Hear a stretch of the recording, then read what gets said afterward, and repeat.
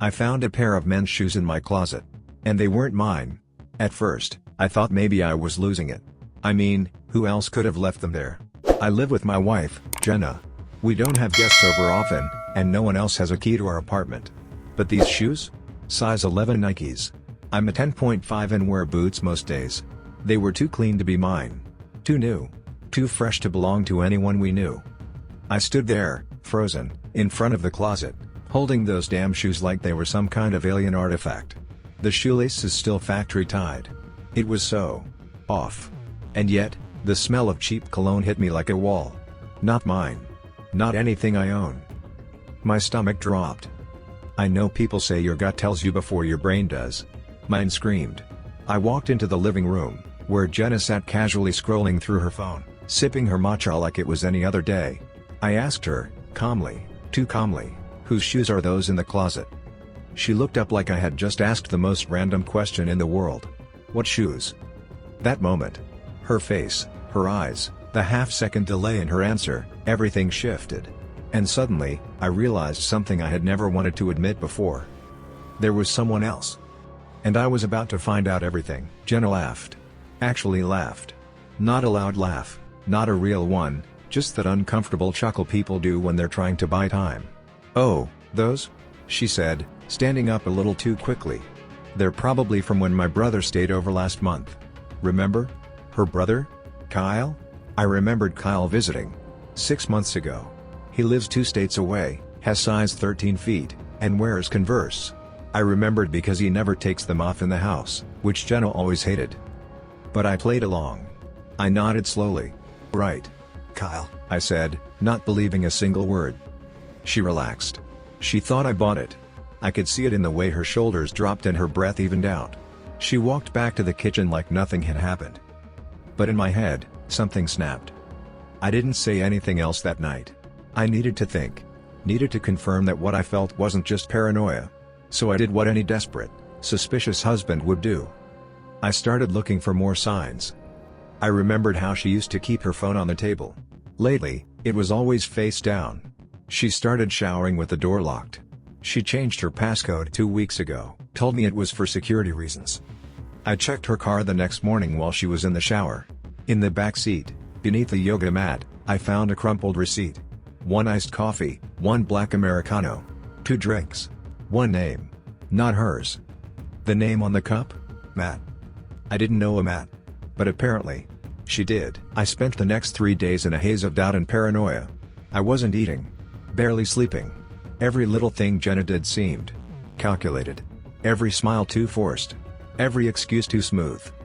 And the worst part? I didn't have any proof. Just a growing knot in my chest and a receipt with some stranger's name. So I did something I never thought I'd do in my marriage. I snooped. She'd left her laptop open on the dining table while she was in the shower. I knew the passcode.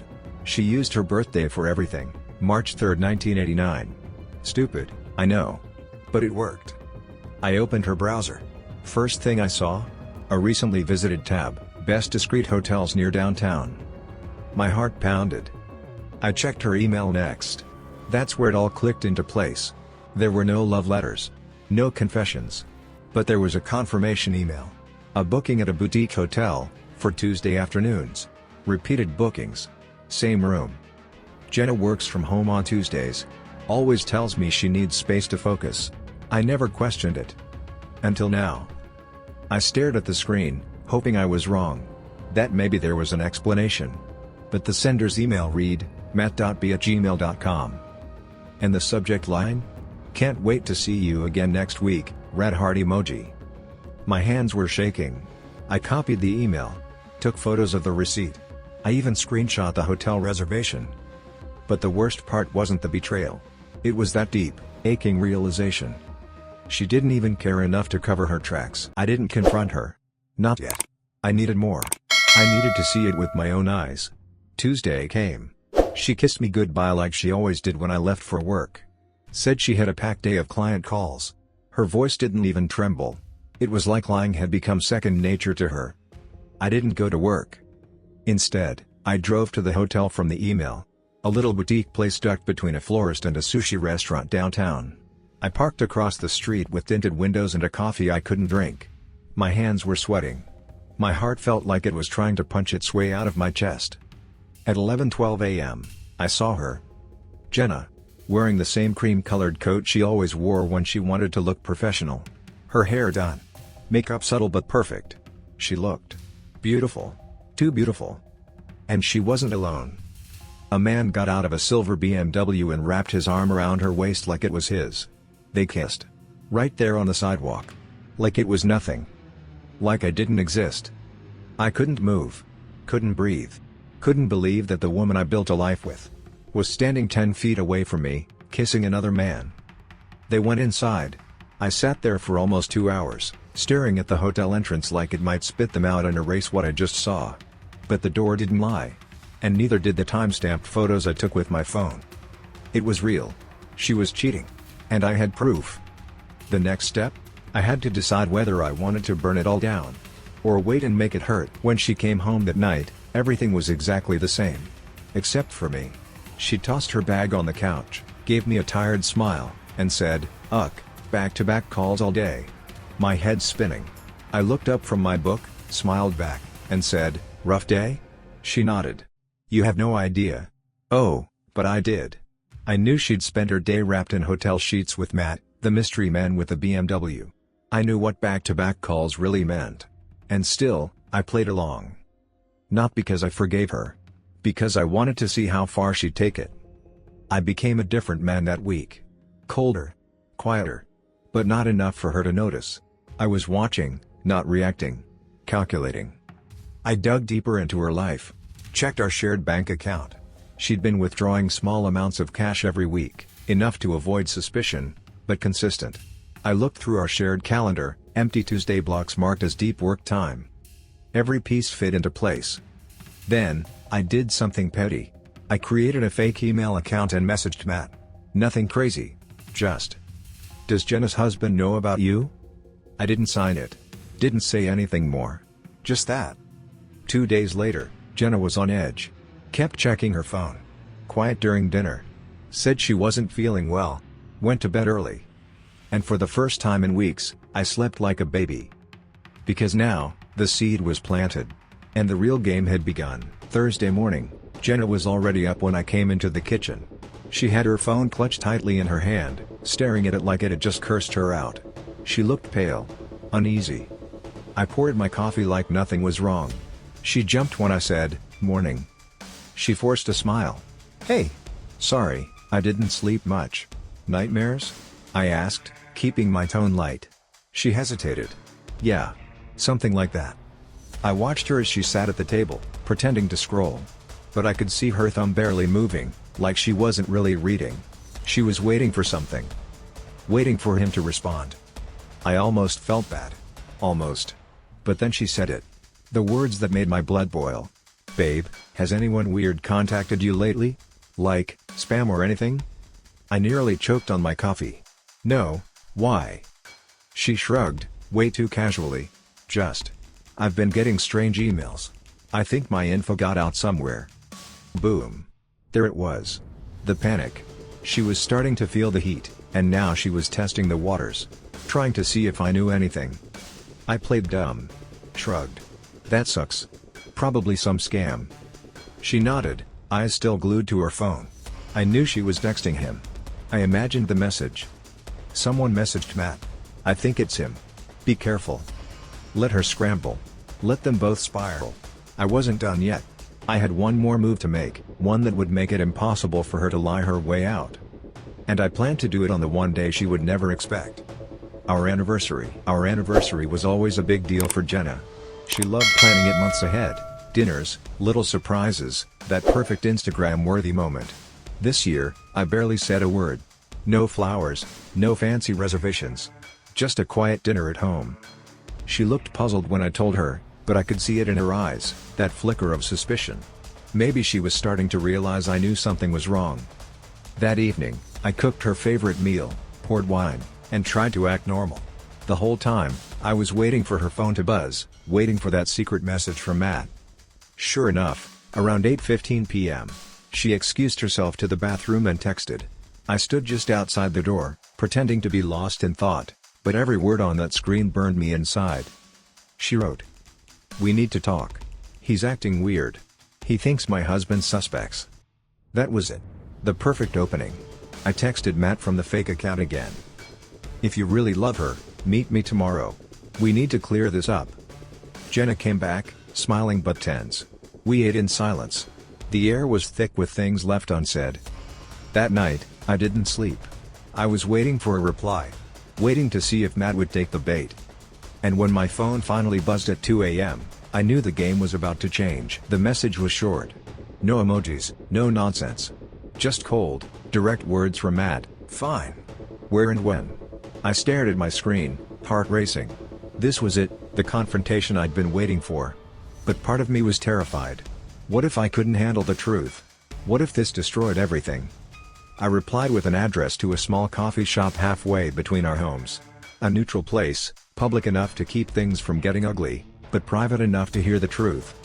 The next day, I sat there for what felt like hours. Every car that pulled up made my head snap around. When Matt finally walked in, I caught my first real look at the man who had been stealing my wife's time, and probably her heart. He was younger than I expected. Casual, confident, with a smile that didn't quite reach his eyes. "Matthew," I said, keeping my voice steady. "Thanks for coming." He nodded. "Look, I don't want trouble. I like Jenna. But I didn't know she was married." I laughed bitterly. "You think she didn't tell me?" His face tightened. "Listen, I'm not the bad guy here. She wanted this. She chose me." The words hit me like a punch. The man I'd just met was bold, unapologetic, and somehow proud of his role in the mess my marriage had become. But I had one question that burned more than anything. Why? I looked Matt straight in the eyes and asked the question that had haunted me for weeks. Why her? Why us? Why did she do this? Matt hesitated, then leaned back in his chair. "Honestly? Jenna told me she felt trapped. Like she was living a life someone else wrote for her. She said you guys had stopped connecting. That you were distant." I felt a stab of pain but kept listening. "She said she loved you once. She really did. But somewhere along the way, things changed. She needed something different. Someone who made her feel alive." I swallowed hard, struggling to process it all. It wasn't just the physical betrayal, it was the emotional distance, the silent drift that had crept between us. Matt wasn't just some random guy. He was the symptom of something broken in our marriage. I wanted to yell, to scream, to demand answers from Jenna herself. But hearing it from Matt was like looking into a mirror, ugly, painful, undeniable. As I left the coffee shop, I realized I was standing at a crossroads. Do I fight for what we had left? Or do I let it all burn? That night, I waited for Jenna to come home. When she walked through the door, her smile was shaky, like she was trying to hold herself together. I didn't say anything at first. Just watched her, felt the weight of everything unsaid hanging between us. Finally, I broke the silence. I met him. Her eyes went wide. "Who?" "Matt. The guy you've been seeing." She took a step back, then sank onto the couch. "How? How did you find out?" I showed her the photos, the texts, the hotel booking, everything. No room for denial. Tears welled up in her eyes, but there was no excuse. No apology. Just a quiet, aching regret. "I'm sorry," she whispered. "I didn't mean for it to go this far. I was so lost." I felt my heart shatter, but also something else, clarity. I finally knew the truth. The woman I loved was broken, and so was the life we'd built. After that night, everything exploded. Jenna stopped pretending. The lies fell away like dead leaves. She confessed how lonely she felt, how much she regretted hiding everything from me. She cried, begged for forgiveness, but I could see the fracture deep inside her heart. I was broken too. The man who thought he had a solid marriage now faced a stranger in his own home. We fought like never before, shouting matches that echoed through the walls, silent treatments that stretched for days. But amid the chaos, something unexpected happened. We started talking. Really talking. About our fears, our failures, the distance that had grown between us. About what we wanted, what we lost. It wasn't a happy fairy tale. Far from it. But it was real. And it was raw. For the first time in months, I felt a glimmer of hope. Realizing we couldn't fix this alone, Jenna and I decided to see a marriage counselor. Neither of us knew what to expect. The idea of opening up to a stranger felt terrifying, but it was our last hope. Our first session was awkward. Words felt heavy, emotions raw. We sat across from a woman who listened quietly as we stumbled through truths we'd hidden even from ourselves. Slowly, the sessions began to peel back layers of resentment, hurt, and misunderstanding. We learned how to communicate again, not just to speak, but to truly hear each other. Jenna shared the loneliness she'd felt, the emptiness beneath the surface. I admitted how my silence made her feel invisible. It was painful, but necessary. I started to understand that betrayal wasn't just a single moment, it was a symptom of years of disconnect. Counseling didn't erase the past, but it gave us tools to build a fragile, new foundation. Trust, I learned, isn't a switch you can just flip back on. It's a slow, painstaking process. Every small promise kept, every truth spoken, every moment of honesty was a brick in a wall I was rebuilding around my heart. Jenna was patient, but so was I, maybe more patient than I thought I could be. She started sharing her phone passwords. No more locked doors, no more secrets. I didn't ask for it, it was her choice. We began doing little things again. Coffee dates, walks in the park, watching shows we used to love. Things that used to feel natural but now carried the weight of healing. There were setbacks. Days when the anger bubbled up, when the memories hit like a freight train. But slowly, the silence between us softened. We weren't the same couple anymore. Maybe better, maybe just different. But we were trying. And sometimes, that's all love really is. Just when I thought we were making progress, something unexpected happened. One evening, I found a letter slipped under the door. No name, no signature, just words. It was from Matt. He wrote that he hadn't meant to hurt anyone. That he believed Jenna and I still had a chance if we were willing to fight for it. I was stunned. Part of me wanted to throw it away unread. Another part was oddly grateful. Maybe it was his way of stepping back. Or maybe he wanted me to know that even he saw something worth saving in us. That night, I showed Jenna the letter. She read it silently, tears streaming down her face. For the first time, we talked openly about forgiveness, not just for her, but for all of us. It wasn't perfect, but it was real. And sometimes, reality is enough. Months have passed since that letter. Jenna and I are still working on us, slowly, carefully. I won't pretend everything is fixed or that the pain is gone. Some nights, the memories still haunt me. But I've learned something crucial: betrayal isn't always the end. Sometimes, it's the beginning of a new, harder kind of love. We decided to separate for a while to find ourselves. No drama, no accusations, just time and space to heal. I don't know what the future holds for us, but I do know this: honesty and courage are the foundation of any relationship. Without them, nothing lasts. Thank you for listening to my story. If you've ever faced something like this or just want to hear more real stories, please hit that subscribe button. It helps me keep sharing stories that matter.